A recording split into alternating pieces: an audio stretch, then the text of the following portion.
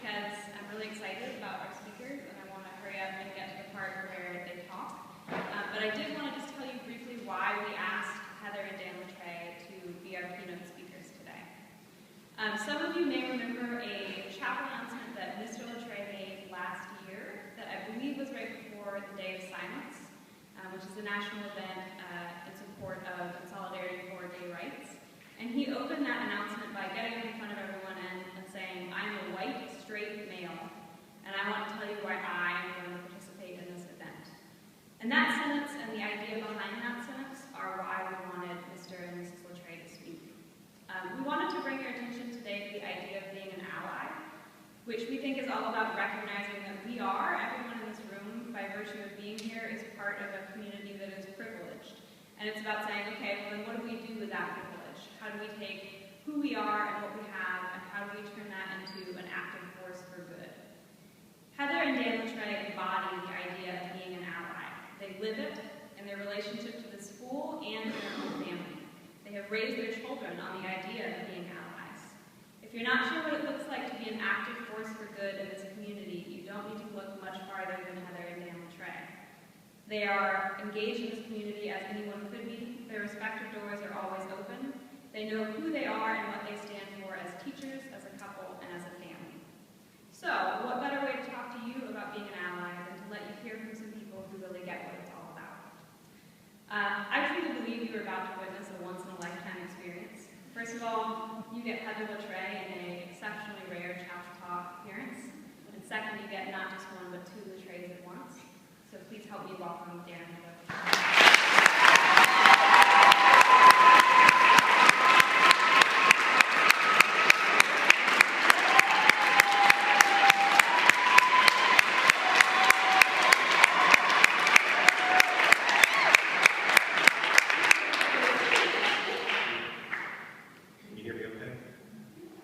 Thank you, Ms. Pinkston.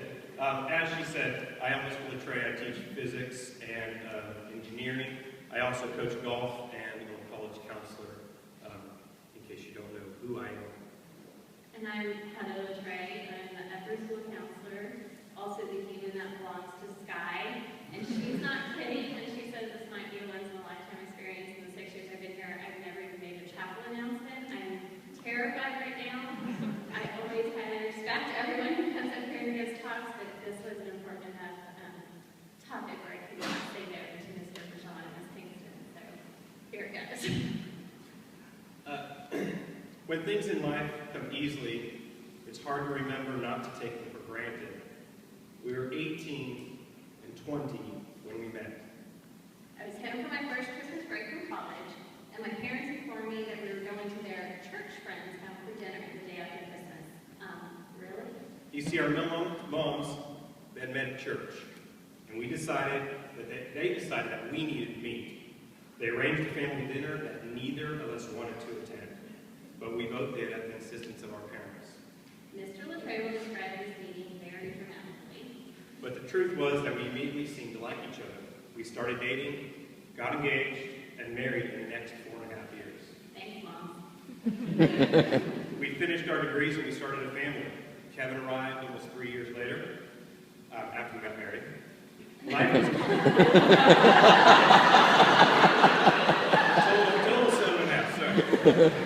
Life was coming pretty easily at this point, and neither of us thought anything of it. Then we had a reminder. My brother John is 22 months older than I am. He was one grade ahead of me in school. We shared a lot of the same friends, and I thought I knew everything about him.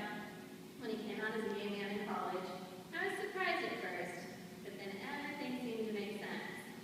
John didn't date much in high school or in college, so when he brought Billy out to California to meet us for Kevin's first birthday, I knew that this was different. John was serious about someone.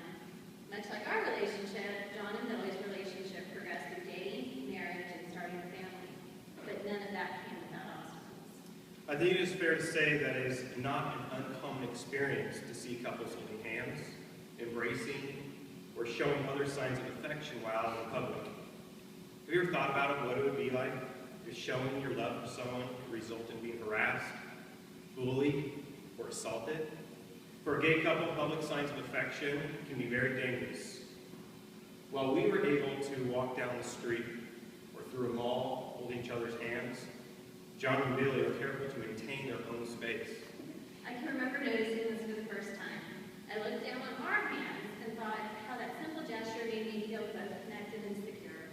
It was not something that I had ever given thought to before, but watching my brother as he walked alongside Billy with his hands in his pockets reminded me it's easy to take the simple things for granted. Planning our wedding was both exciting and a stressful event. We both grew up in Catholic households, so having a church wedding was just no-brainer. I grew up in a mixed culture household, so I knew that I wanted to incorporate many of the Mexican traditions I saw at family weddings into my own wedding. I also knew that with my extended family alone, we were going to have a very large wedding. And it was big. And it was a lot of fun. Everyone who was available to come, they came. Other than some minor hiccups, the wedding went off without a hitch. We felt supported by our families, and we felt loved by everyone in our lives. Easy breezy. Then we were reminded. John and Billy got married 7 years after us. They were living here in Austin. They had a great group of friends, and both were very loved and supported by their immediate family, moms, dads, siblings. We both had the honor of standing with them on that day, and Kevin was their ring bearer. It was truly a beautiful wedding, but definitely not easy breezy. A church wedding was not an option, so they had to find a venue that would be willing to work with a gay couple on their big day. The priests that were in their lives were not allowed to perform the ceremony, so they had to find someone else to officiate. Everybody who was available to come did not come. There were extended family members who chose not to support their union. In fact, not only did they not attend, but they tried to forbid their own grown children from attending as well. Feelings were hurt, relationships were damaged, a very difficult reminder of how easy it is to take others for granted. Probably the biggest eye-opener has been the difference in starting our families. For us, it was a simple decision. Time to start family? All right, done. Very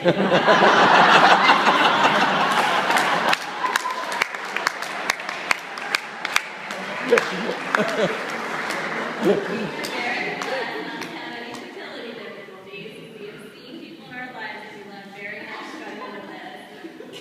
Some were successful in treatment, others decided upon adoption. But as a heterosexual couple, there are options available. John and Billy decided to start a family 4 years after they were married. Their options were limited to adoption or surrogacy. After many discussions, they decided on adoption. If you've never seen or been a part of the adoption process, let us explain how this works. First, you have to pick an agency to work with. John and Billy had to find an agency that was gay-friendly, an agency that would not discriminate against them based on their sexual identity.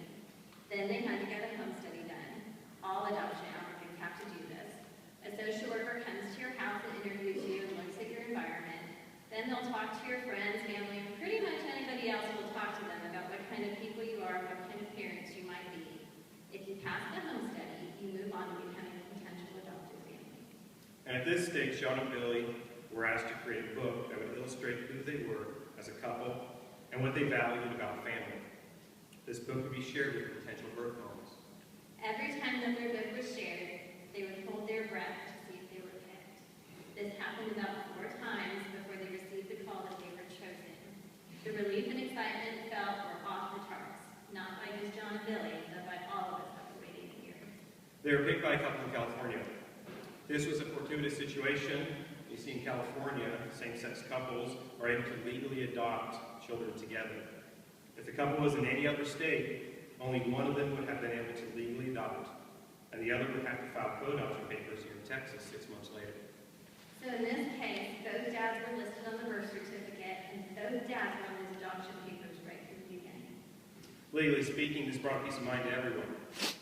If anything happened during the 6-month adoptive process, like a death, both parents had equal rights. Legal rights were definitely not a conversation that either of us had when our boys arrived. Another example of a situation that was easy to take for granted. Hayden has now been part of our lives and our family for 3 years. Mr. Latrade and I are his godparents, and he is an absolute joy. But we continue to be reminded about social prejudices or simple lack of awareness toward gay families. For example, since Hayden's birth and all 7 of us go out to dinner together, the waiters or waitresses will address me when they have a question regarding Hayden. I am the only female at the table, so it's natural that people would just assume always defer the questions to his dads. This is a simple way to raise awareness of others. When a restaurant does not have a diaper changing station in the men's room, we make the suggestion that one might be added. Otherwise, I do my changing all the diapers. When we walk into a place that might have a strange vibe, we leave and we go somewhere else. None of us want to put our families in an unsafe environment, and John and Billy are acutely aware that their sexual identity could cause unwanted attention. While we completely understand these situations, we look forward to a time when heightened awareness is the norm. But this means we need to do our part. We are proud to be allies of the LGBT community, and will continue to use our easily taken for granted privilege to speak up for equal rights. When we moved to Austin 7.5 years ago from California, we attended a human rights campaign, but we attended their annual dinner. To be honest, it was not an organization that we didn't know anything about, but we were really ready for a night out without the kids. And we learned a lot that night. We listened to stories of struggle and triumph from lesbian and gay members of the Austin community. We met families that were related through blood and some who were related through choice. We heard about the importance of the human rights campaign plays in fighting for the equal rights of the LGBT community. Rights that we never had to fight for ourselves. Medical care, domestic partner rights, marriage equality, the list went on. We were inspired and energized to do something. So we made a conscious decision to become allies. We use our money and our voice to support equality. And it'd be easy to just sit home and write a check, or even easier, just make that automatic withdrawal from the checking account to HRC every month. But that's just not enough. Moving to Texas from California taught us that beliefs vary widely in this country of ours, and that's not enough. It wasn't enough to sit at home in Texas. With our very California beliefs, and just write a check. When Kevin was 4, we picked him up from daycare one day, and he was very upset. He was frightened that his uncles were going to go to jail. He explained to us that one of his friends had told him that 2 men could not get married because it was against the law, and they would be arrested and go to jail. Well, Kevin knew that he had just been the ring bearer in their wedding for his 2 uncles. He was distraught. I was heartbroken for him. It took some talking to convince him that everything was going to be okay and that no one was going to jail.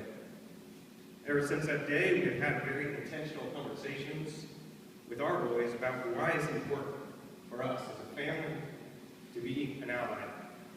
We have taught them about the rights that we enjoy as a married couple, but that the uncles do not because they are not recognized as a married couple. We have taught them why terms like "that's so gay" are hurtful and empowering to those who are gay, lesbian, bisexual, or transgender. We take them to human rights campaign events where they have met so many different, wonderful, kind people. People who all deserve to be treated equally with the rest of us. Our boys are now allies. They are quick to teach their peers about work choices. They speak from their hearts about how much they love their uncles. They can tell you why John, Billy, and Hayden's family is just as much a part as we are family. Their hearts are big and their minds are open. They are allies. We couldn't be prouder. As you heard today, allies are people who recognize the unearned privilege they receive from society's patterns of injustice, and they take responsibility for changing these patterns. Anyone can be an ally. You don't have to be an adult. You don't have to be married. You don't have to be Caucasian or a certain gender. You just have to recognize that you have the strength to stand up and speak and then take the responsibility to do it. This world we live in can be a tough place, and not just for the LGBT population. We all need an ally at some point in our lives. Don't be afraid to be that person. Open your heart.